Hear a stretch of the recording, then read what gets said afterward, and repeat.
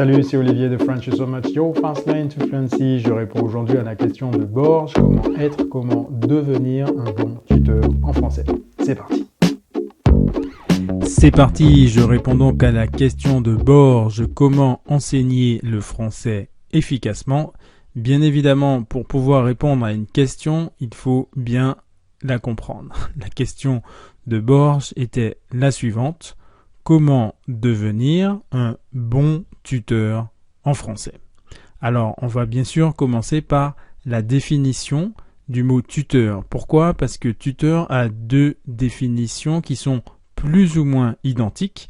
Donc, j'ai voulu commencer en te montrant la définition anglaise et nous allons ensuite poursuivre par la définition en français qui a 3 niveaux de compréhension différents.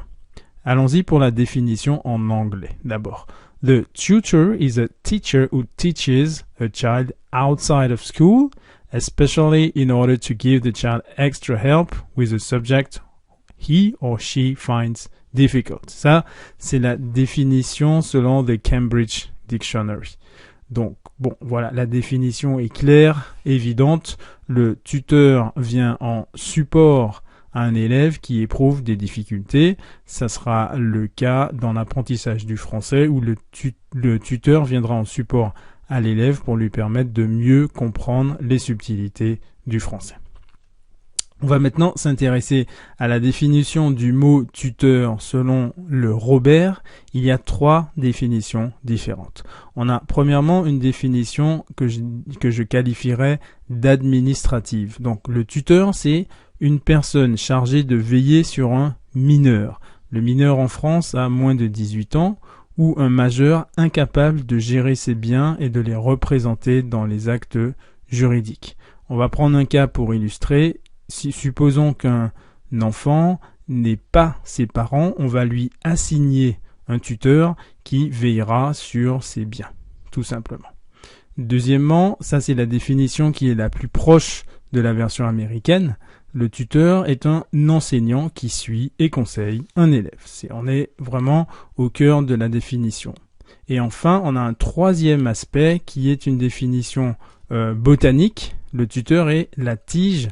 C'est une armature qui est fixée dans le sol pour soutenir ou redresser des plantes. Encore une fois, tu as la notion de soutien, de support pour permettre à la plante de pousser correctement. C'est la même chose qu'un tuteur qui permet à l'élève d'assimiler les notions correctement. Ça sera bien entendu le cas dans la pratique et la compréhension du français.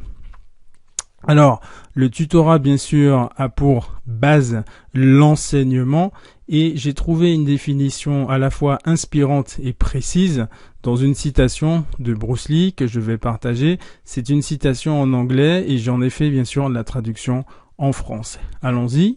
Donc, Bruce Lee nous dit « A teacher is never a giver of truth. He's a guide, a pointer to the truth that each student must find for himself. » J'en ai donc fait la traduction en français et ça donne ça. Un professeur n'est jamais un donneur de leçons, c'est un guide vers la vérité que chaque étudiant doit découvrir lui-même.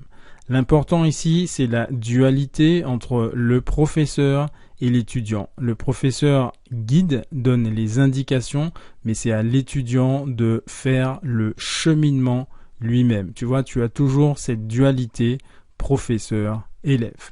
Maintenant, je vais te montrer, selon moi, quels sont les critères importants pour être un bon enseignant. Ceci vient de mon expérience, à la fois en tant qu'enseignant et à la fois en tant que personne à qui on a enseigné. Donc, je pense que il y a 5 critères qui permettent de qualifier un enseignant en tant que bon enseignant, si on peut se permettre un tel qualificatif. Et voici donc les 5 éléments que je vais te proposer. Tu es prêt? C'est parti. Premièrement, la mission. L'enseignement est en mission. Quelle est cette mission? Celle de permettre à l'élève de comprendre, d'intérioriser et d'externaliser une ou plusieurs notions. Sa mission est de permettre à l'élève de s'approprier la matière en question pour la maîtriser. Et le succès de la mission dépend de 3 paramètres. Premièrement, la qualité du résultat. Est-ce que l'élève fait des progrès? Deuxièmement, la vitesse à laquelle le résultat est obtenu. Est-ce que l'élève progresse rapidement? Et troisièmement, la perception de la facilité avec laquelle le résultat est obtenu. Est-ce que l'élève peine et doit faire beaucoup d'efforts pour obtenir des résultats ou non? D'accord? Et donc, je pense que c'est sur la base de la qualité du résultat, la vitesse à laquelle le résultat est obtenu et la perception de cette facilité, donc sur l'ensemble de ces 3 paramètres, que le résultat et la qualité de l'enseignement doit être apprécié. Note bien que pour l'élève, c'est dans un premier temps le résultat qui compte. Encore une fois, le professeur est en mission. Deuxièmement, paramètre très important, la simplicité. La langue française est relativement sophistiquée. Il s'agit pour l'enseignant de rendre simple les choses perçues comme compliquées. Comment faire, me diras-tu? Je vais juste l'expliquer.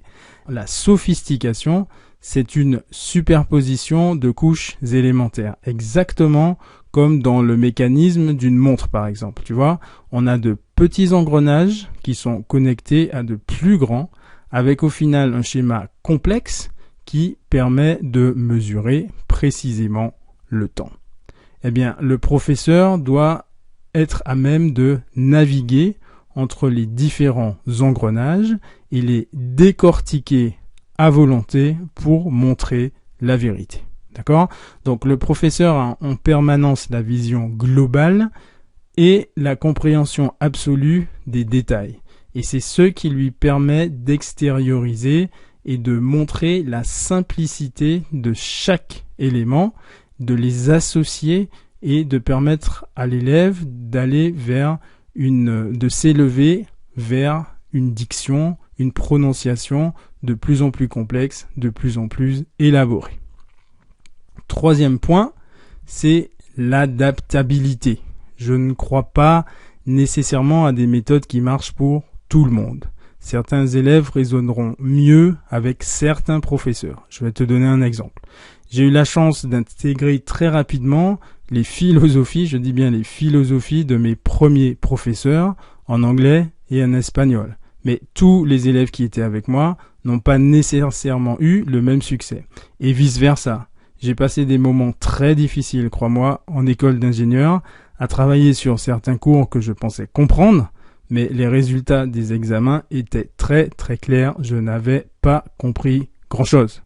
Le tuteur doit être attentif à ces paramètres. Il doit communiquer de manière claire. En principe, un professeur attentif doit être en mesure de détecter les difficultés des élèves. Mais attention, si l'élève reste dans son coin, sans verbaliser ses difficultés, le duo pourra difficilement fonctionner. En d'autres termes, l'enseignant ne se limite pas au cours magistral ou à la correction, le duo sera d'autant plus efficace et percutant qu'une ligne de communication claire pourra être établie. Attention, c'est souvent les élèves qui ont le plus de difficultés qui l'extériorisent le moins. Donc je pense que c'est dans ce cas à l'enseignant d'activer la dynamique et de faire le premier pas. Qu'en dis-tu? Je passe à un quatrième facteur qui est le facteur du temps. La durée est un facteur important puisque pour maîtriser par exemple un plat de cuisine ou un art martial, cela prend du temps. Principalement le temps lié à la répétition. Il en va de même pour l'enseignement des langues.